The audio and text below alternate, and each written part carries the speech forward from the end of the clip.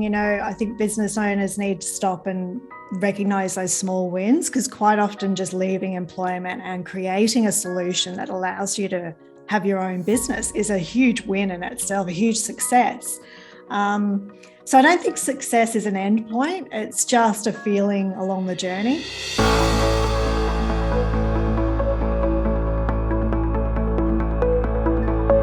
Welcome on my show, Tarryn. How are you today? Yeah, I'm really good. Thanks. Thanks for having me on, Lynn. Well, thank you so much for giving your time to me to share with my audience who really love how people like us have been able to kind of, not work in a 9-to-5 job, start a business, work online. And especially in the agency world, I really love that you can kind of create any kind of services and you can work anywhere, because sometimes you start a business in e-commerce like products and then you're like, this is not really online. There are products to send, but we truly have a service-based business. And so, love to hear your story of how you got started in your agency business. Yeah, so I think, it's a very varied, background that I have. I've come from the corporate world where I think a lot of entrepreneurs start out and they find that it just does not fit with who I am. So, I've worked a lot in investment banking in the UK and then moving back to Australia. And it was through, I suppose, that project management and marketing and sales background and that I really enjoyed what I do, but I just found that I didn't have any freedom. And it was not having that freedom that actually caused me to get sick from working in investment banking, working really long hours, drinking too much coffee, staying up late, all those bad things. So I took some time out from the corporate world and I stepped back and I thought, I'm just going to take some time out for me and look after myself and do a bit of growth and study.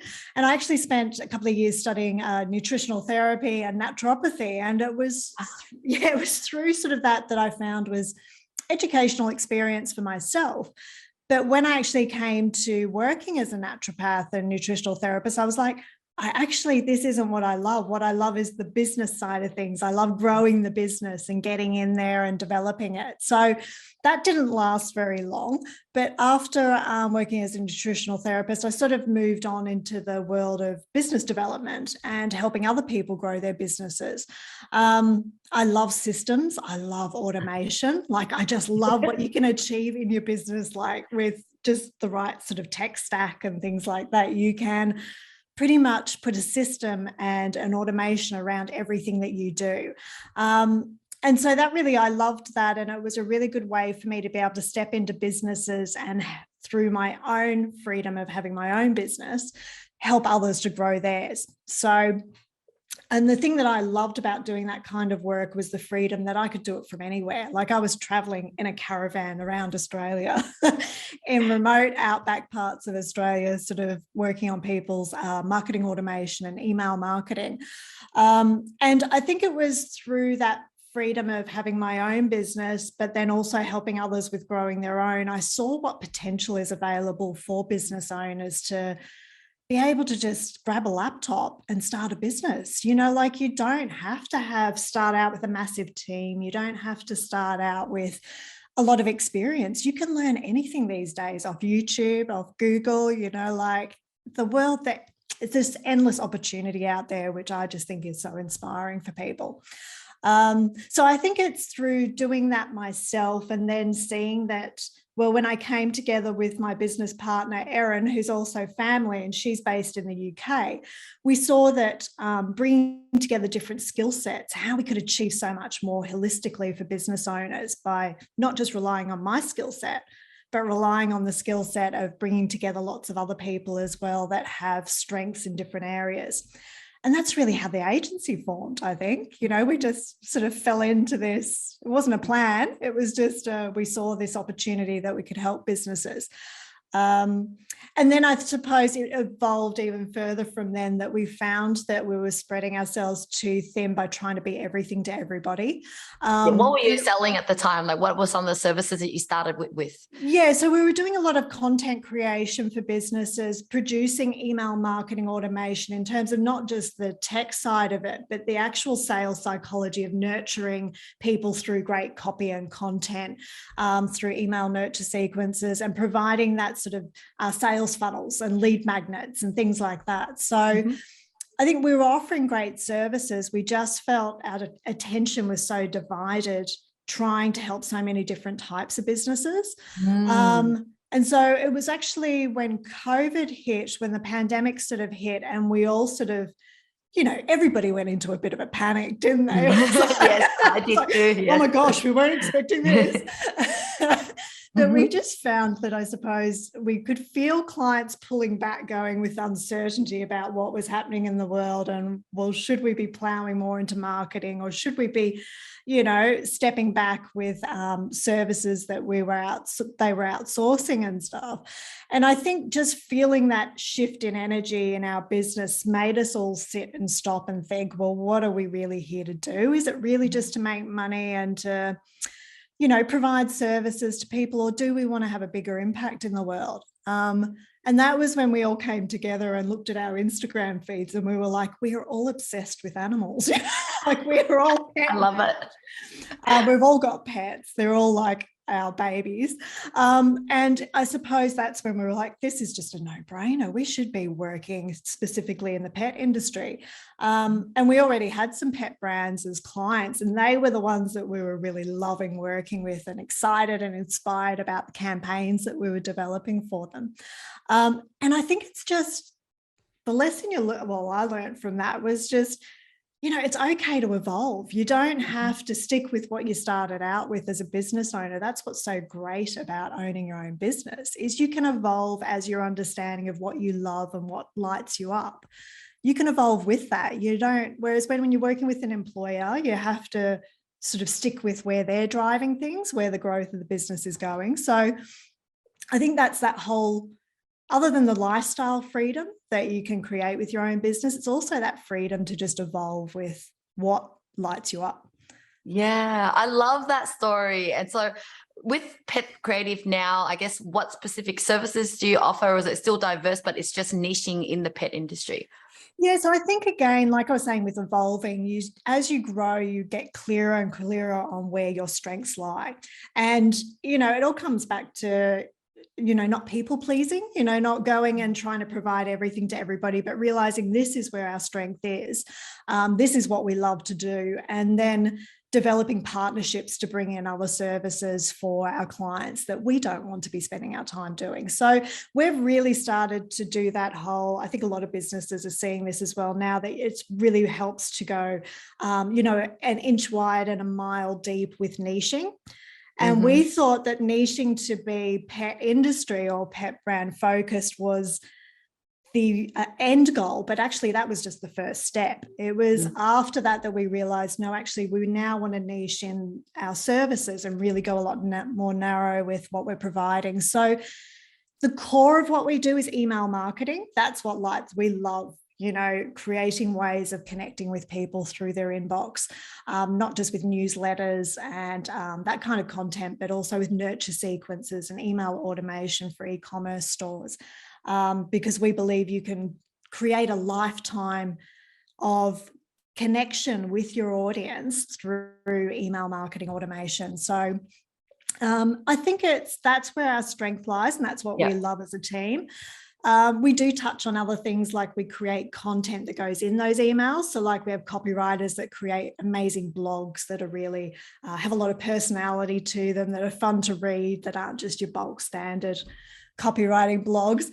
And then I think, you know, we have touched on doing social media, but we're actually stepping away from social media services so much with clients, because that world is just evolving at a rapid rate. You know, it's just like 1 minute it's this platform, that next minute it's TikTok now, it's Reels on Facebook. And then it's just, you've got the paid advertising side of things, you've got the organic side of things. It's like video content is booming, as you know, and it's just I think you've just, the world is evolving in general so quickly these days. You know, it's such a rapid rate that things are changing everywhere, not just marketing, but all industries.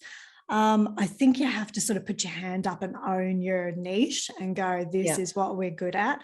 You just can't stay, you know, on top of it all. I don't know how you feel, but Exactly. And this is where everything. outsourcing comes in, you know, when you can outsource tasks or roles or even outsource function. You know, partnership is a form of outsourcing, right? You know, if you don't do video, then you outsource it to a partner. So I think without outsourcing, you kind of can't do it all because there's just so much things evolving.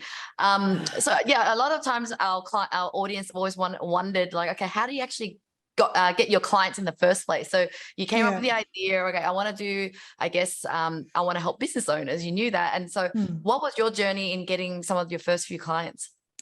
Yeah, I think it's always again, it's a learning process because, you know, what can work one week doesn't work the next week necessarily for, you know, lead generation and bringing clients in.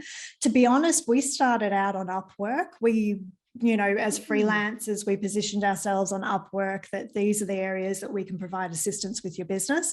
And that's how we did a lot of finding the right clients through there, because we found that was really easy lead generation for us, very quick, and because people were actively posting on there what they were needing. They were putting up there. That's really interesting. So I usually use Upwork and thinking that, I just want to do it cheaper than Australia, let's say. Yeah. So how did you, now that you're on the other end, which is you're an Australian freelancer and you're on Upwork, was it harder to be getting clients since you're competing with the global market? No, not at all. I think, you know, that's a game where you've got to have your niche and you've got to really show your expertise on Upwork and show that, okay, how I'm different to all those other freelancers that there. And that, again, it really helps if you're niching and you're, you know, providing a particular type of service or skill set. I think because where we were providing a lot of help wasn't just with building the marketing automation, which a lot of other people could do. It was also the sales psychology around how to build meaningful relationships with your customer base through emails. So, you know, it wasn't just the actual automation side, it was the sales psychology side of things as well. So I think that helped us to stand out a little bit. It's not sustainable though, because as you say, you really, it's into your profit margin because you are competing with so many people in one platform. Where we've found the greatest growth these days is partnerships, you know, like building relationships with other businesses that are talking to our ideal client but aren't competitors with us. So, you know, building relationships with them, getting to know them, how we can refer to them, how they can refer to us, building those long-term relationships, that's where I see the greatest growth, sustainable growth. And honestly, that's great for businesses that don't have a big marketing budget, that are just small and starting out, because you don't, quite often with partnerships, you're not paying for the sale until it's actually occurred. You know, you might be paying a referral fee, or you might be a referral commission or something like that. Whereas with like paid advertising on social media, you're putting out a lot of money with not necessarily getting that return straight away. So yeah, it's just finding what works for your business, what works for the type of client base you're trying to attract. Yeah. I guess just taking back, imagining back many years ago, what were some of those challenges when you're first starting out, and you know that you can share, or any learning that you could share with the audience? Yeah. Profit margin. It's like, you know, actually working to make something for yourself and not just working to pay the bills. That's the greatest thing we found challenging, is being competitive in terms of keeping our prices affordable, especially because we work with small to medium businesses. We're not so much working with those larger enterprises. So it's keeping our services affordable, but still making a profit for us. So sometimes you can fall into the trap of trying to get win the client with a good, you know, package price, but then you actually get frustrated and burnt out once you start that relationship with the client, because you're not actually making much from it. So you feel like you're giving out all your energy and not getting anything back in return. And that's the quickest way to burn out as a business owner, I think. The other thing for us, I think, challenge was growing, scaling up, you know, like it's, you know, when do you bring another team member on board? And those team members can be very expensive. So as you know, with us, outsourcing has been a big way for us to be able to grow and bring in the right skill set without having huge overheads in terms of, employing. And we don't have offices. We're all remote in our business. Yes. So it's not That's like we how I have to like have it as people. well. Yeah. We don't And have that's to the way have it's gonna bums be. on seats. Yeah, they can be anywhere in the world. And that's what I love, is having that opportunity to find the right person for the team and not having to focus just on our local community, which is great. And I mean, we've, I know with outsourcing, Angel is, a business that we've been using to refer our clients to, but then also to build our team. And it's been absolutely amazing for us as just being able to grow essentially at an affordable rate. Yeah, love it. And so, take me back to some of those challenges. Were there any of them that made you go, you know what, I want to give up. Like I should go back to the corporate life or something, because I'll probably get paid more. Because I know I went through so many times, and I know you probably did. And so what did you do to kind of stay on track and go, no, I have to keep doing this?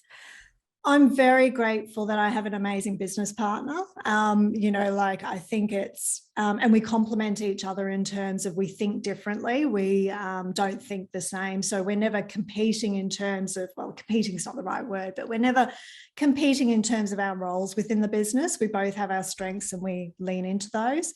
But it is, even though Erin's based in the UK and I'm based here in Australia, when we're hitting those struggles or we're hitting that rock bottom moment when you're like, oh, should I just chuck this in and go back and get a corporate job? And, at least I'd have a good income and stuff like that. I wouldn't be struggling. So I think it's having that person that keeps you accountable, and whether that's a business partner or it's another business owner that you can call on when you're having those flat moments.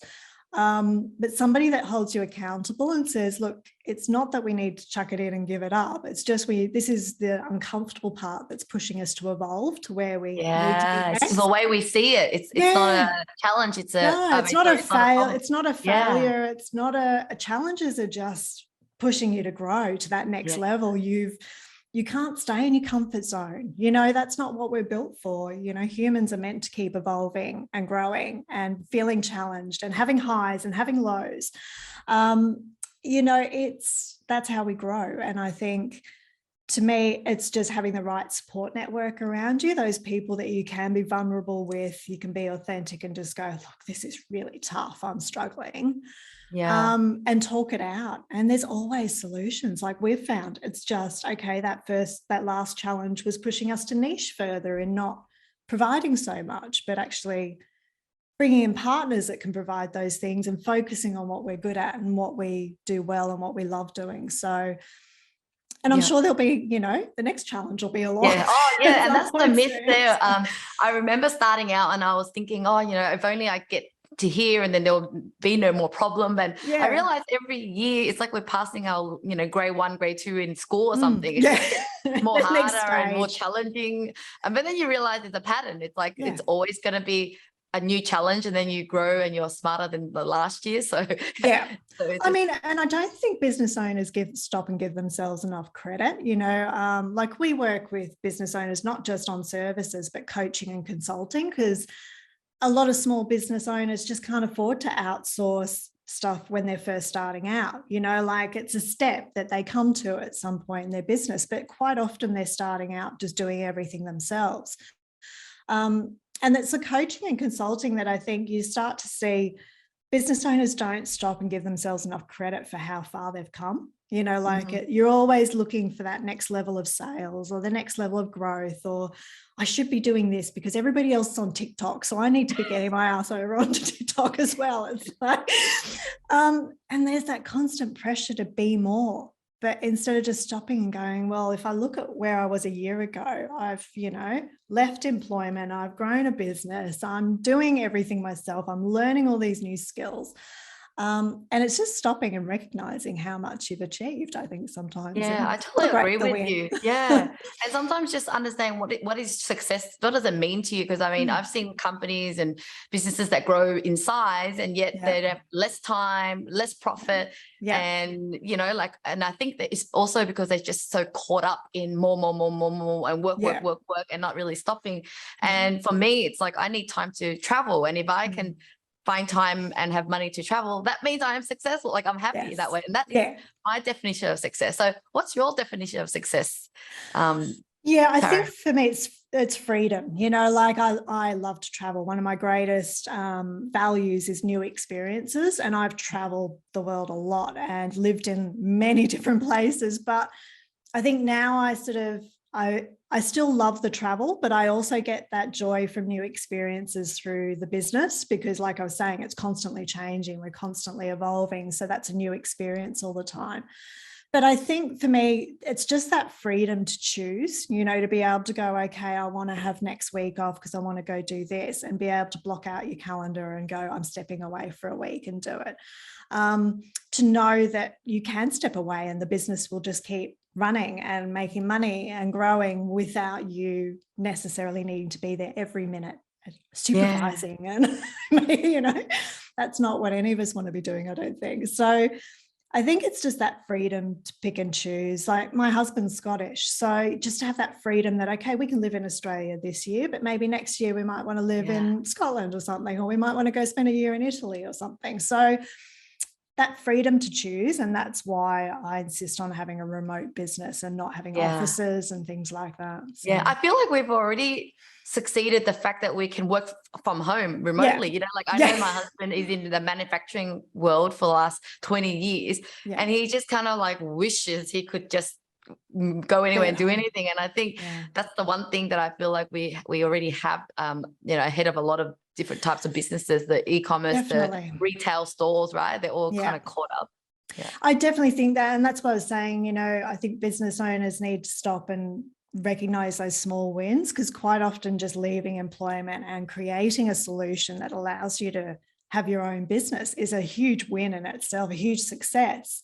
So I don't think success is an end point. It's just a feeling along the journey, you know. It's a journey. And it's just finding, well, where's those moments that I can really enjoy and just feel like, yeah, I've done well. I've actually achieved a lot and I feel fulfilled and inspired. For me, to want to get up in the morning and enjoy what you do is success. Love it. And we can't do that without teams. So I guess when you first started out, were you doing the work yourself a bit? And then how did you start get into outsourcing, and what type of outsourcing did you do? And I know we're so fortunate that you are one of our client outsourcing angels, so you have a VA from the Philippines as well. But just love to hear your journey in all the different types of outsourcing you've done.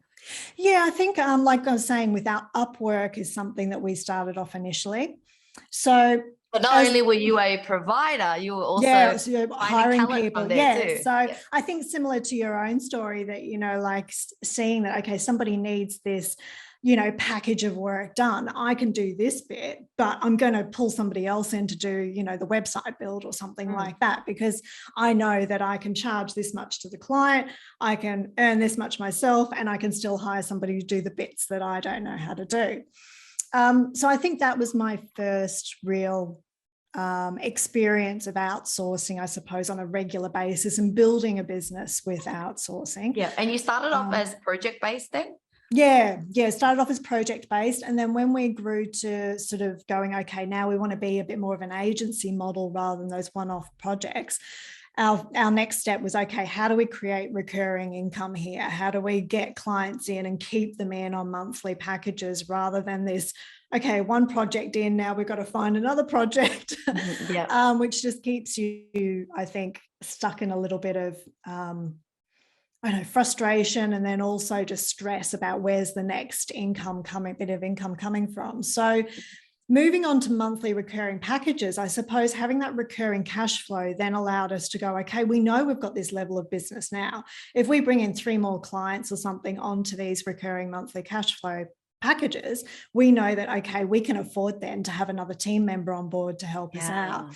And so I think that's when we moved to very much outsourcing angels sort of model of business where, okay, we want to have a permanent person on board that's here, that's part of the team, that's, you know, based in the Philippines, doing, you know, being able to live the lifestyle they want to live and living their values, but providing a great service to our business.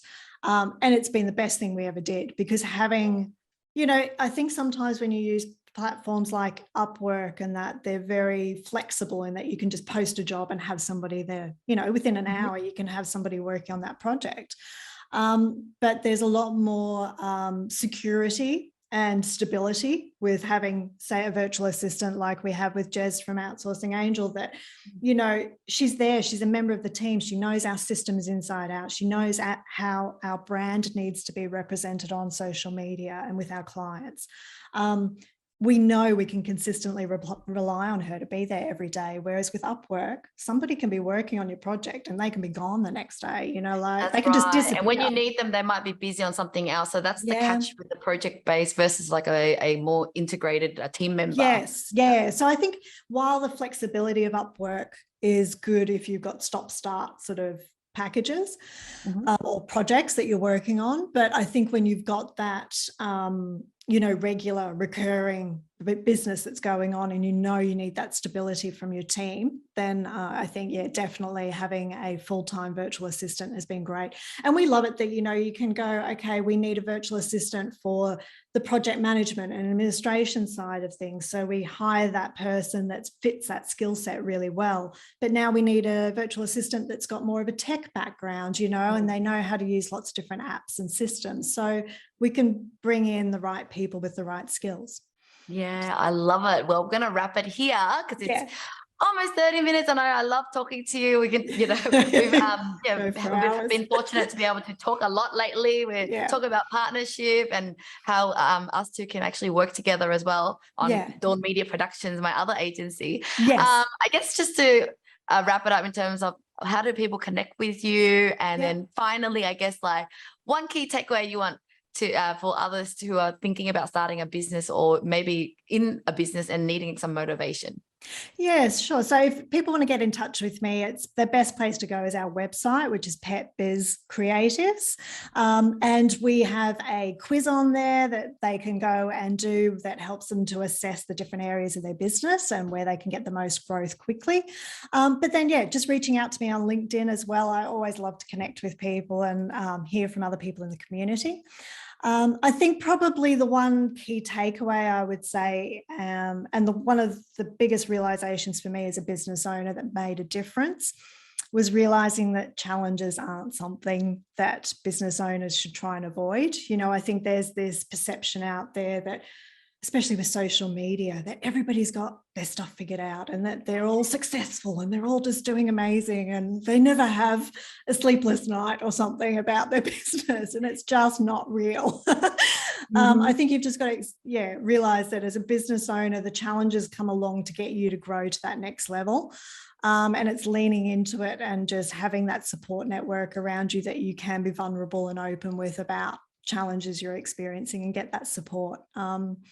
And that's the biggest thing I can say that helped me. So I really love that tip. It also even inspired me too, even though I know it and when I hear it, it's just beautiful. So thank you so much, Tarryn, for being on the show today. Thanks, Lynn. It's great to be here.